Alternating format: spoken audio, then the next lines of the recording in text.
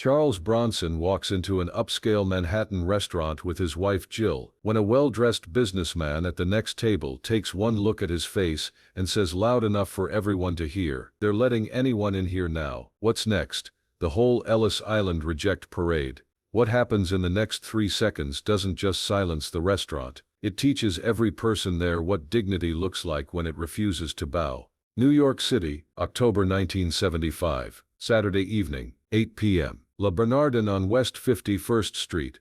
Not yet the Michelin-starred legend it would become, but already the kind of place where Manhattan's elite come to see and be seen. White tablecloths crisp as winter morning, crystal glasses catching candlelight, the soft clink of silver on porcelain mixing with hushed conversations about stock prices and weekend houses in the Hamptons. Charles Bronson pushes through the heavy mahogany door, his wife Jill on his arm.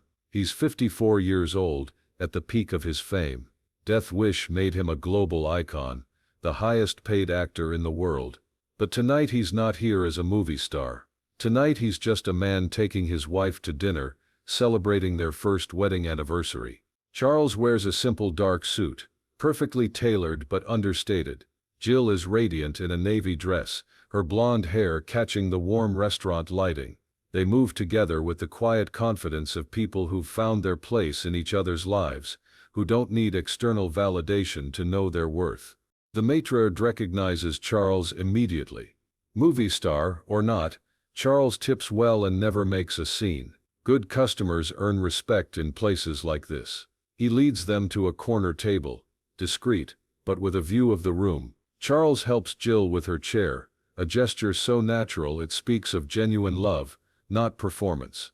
At the table next to them sits Richard Pemberton III, heir to a textile fortune, member of exclusive clubs, where membership passes through bloodlines, not achievement. Late 50s, silver-haired, wearing a suit that costs more than most people make in 3 months. He's dining with 2 other men cut from similar cloth, discussing merger opportunities and complaining about tax policies affecting their trust funds. Pemberton notices Charles immediately. That face is impossible to miss, carved by poverty and hard work into something unmistakably ethnic. Lithuanian father, Lipka Tatar ancestry, features that tell stories of immigration and struggle. To Pemberton, Charles represents everything he believes is wrong with modern America. Outsiders rising above their station, foreigners claiming success meant for real Americans. Charles and Jill order quietly, holding hands across the small table, talking softly about their plans for tomorrow, about the house they're building in Vermont, about simple things that matter when you've found the right person to build a life with. They're not performing for anyone. They're just together. But Pemberton can't let it go. Can't ignore what he sees as contamination of his space.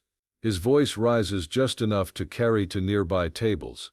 "Used to be you could count on certain establishments maintaining standards," he says to his dining companions. "Now they're letting anyone in. Look at that face, clearly not our kind of people." The words carry. Other diners glance over, some uncomfortable, others curious about the developing situation. Charles hears every word, so does Jill. Her hand tightens on his, not in fear but in solidarity. They've dealt with this before.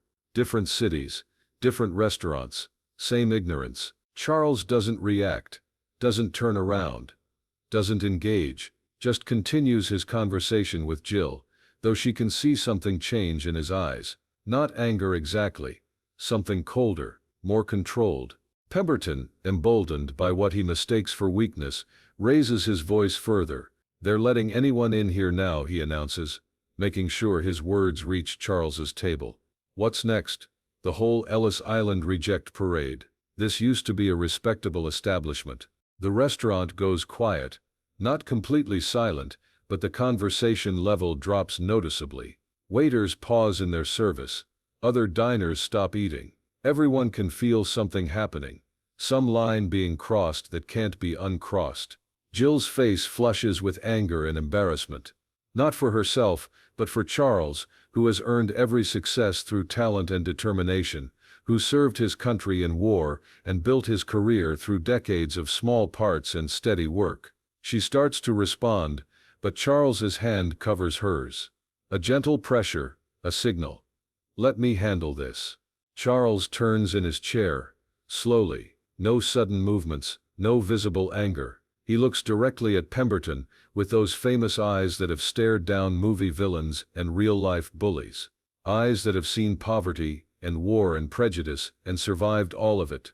When he speaks, his voice is quiet. So quiet that Pemberton has to lean forward to hear. So quiet that nearby tables strain to listen. But every word carries the weight of absolute certainty. Sir, Charles says, my father died in a mine collapse when I was 10 years old. He came to this country with nothing. Worked in conditions that would kill softer men. Sent every penny he could save to bring the rest of our family to America. My mother raised 11 children alone after that.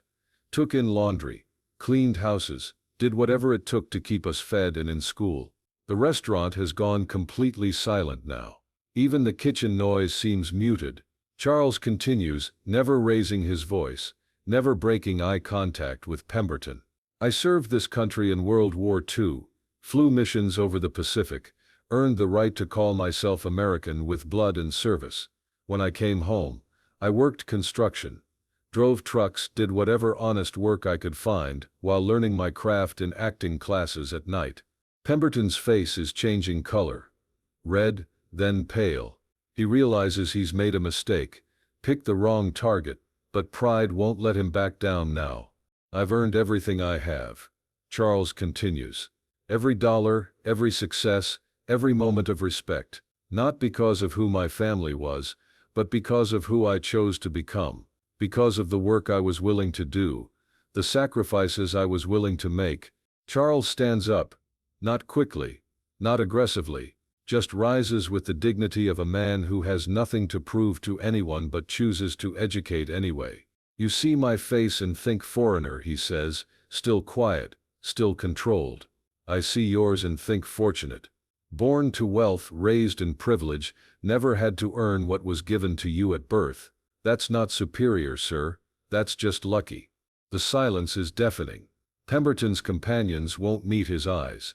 Other diners are staring, some with admiration, others with uncomfortable recognition of their own prejudices. But then something unexpected happens. An elderly man at a table across the room stands up slowly. He's in his 70s, well-dressed but not ostentatious, with the bearing of someone who's seen real hardship and survived it. He walks over to Charles's table, stops, and extends his hand. My name is Samuel Goldman, he says, in a voice touched by a slight European accent. I came to this country in 1938. On a boat, with nothing but the clothes on my back and my father's watch. He pauses, looks directly at Pemberton. We were running from people who thought they could decide who belonged and who didn't. Goldman turns back to Charles. Mr. Bronson, my grandson, wants to be an actor. He's been discouraged by people who tell him his nose is too big, his name too foreign. Would you mind if I told him about tonight? About what real American dignity looks like? Charles shakes Goldman's hand warmly.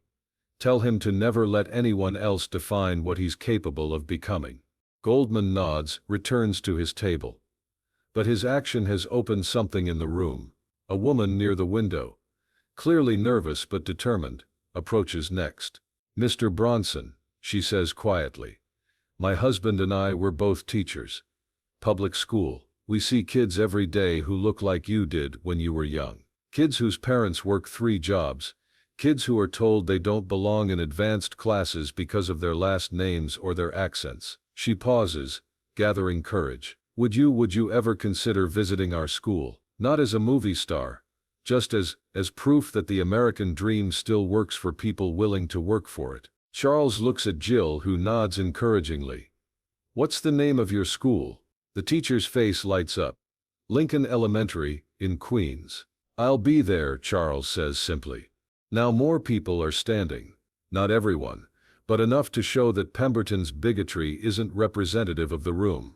A young waiter, clearly Hispanic, approaches with trembling hands. Mr. Bronson, sir, he says in heavily accented English. My English, not so good yet, but I want to say, gracias. Thank you, for showing that we deserve. He struggles for the words. You deserve respect, Charles finishes gently.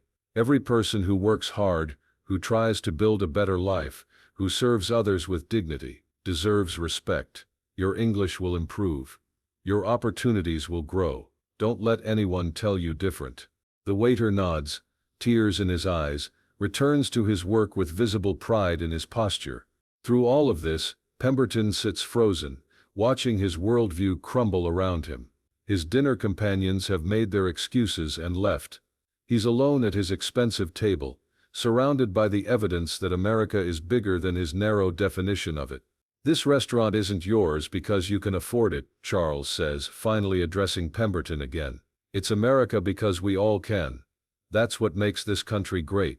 Not bloodlines, not inherited wealth, not the accident of birth, but the opportunity for anyone willing to work, to serve, to contribute, to earn their place at any table they choose. Charles reaches into his jacket.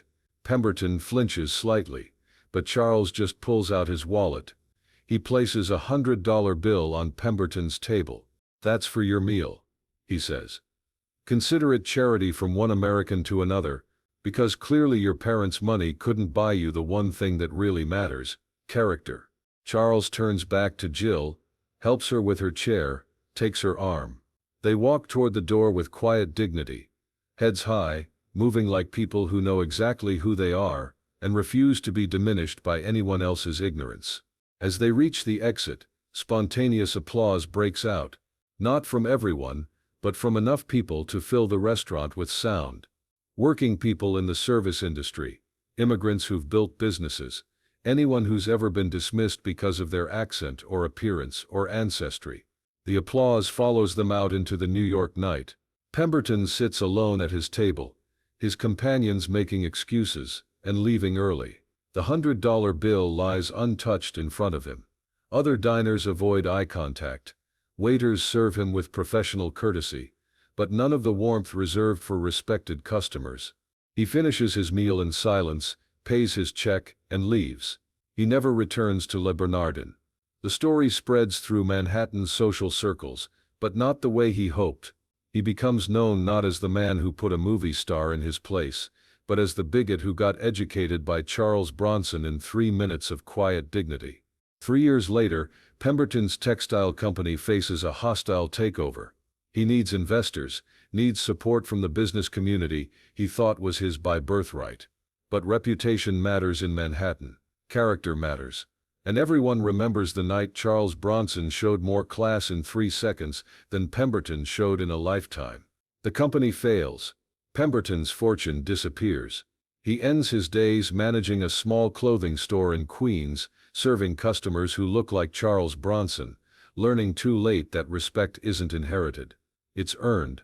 Charles and Jill celebrate 27 more anniversaries together. They never talk about that night at Le Bernardin, unless someone else brings it up. For them, it wasn't about teaching a lesson or making a statement. It was about refusing to let someone else's ignorance define their worth. And Charles keeps his promise. 2 weeks later, he visits Lincoln Elementary in Queens, spends a full day with the kids, not talking about movies or fame, but about hard work and dreams, and the difference between being knocked down and being knocked out. The local news covers it. The story spreads, more schools call. It becomes a tradition. Every few months, Charles visits a school in a working-class neighborhood, always quietly, never with publicity teams or cameras, just a man who remembers being a kid who was told he didn't belong, making sure the next generation knows they do. 3 seconds of looking a bigot in the eye, 3 minutes of quiet truth-telling, 3 decades of living with dignity and tact. That's what real strength looks like. Not the violence Charles portrayed on screen, but the restraint he showed in life, the wisdom to know that destroying someone's ignorance doesn't require destroying the person, just the ignorance. The man they called an Ellis Island reject became one of the most respected actors in the world, not despite his heritage, but because he never forgot where he came from, or let anyone make him ashamed of the journey. Who have you dismissed because of their appearance, their accent, their ancestry? What assumptions are you carrying about who belongs and who doesn't? Because sometimes the person you look down on is exactly the one who can teach you what dignity really means. 3 seconds of eye contact. That's all it took to show the difference between being born American and earning the right to call yourself one.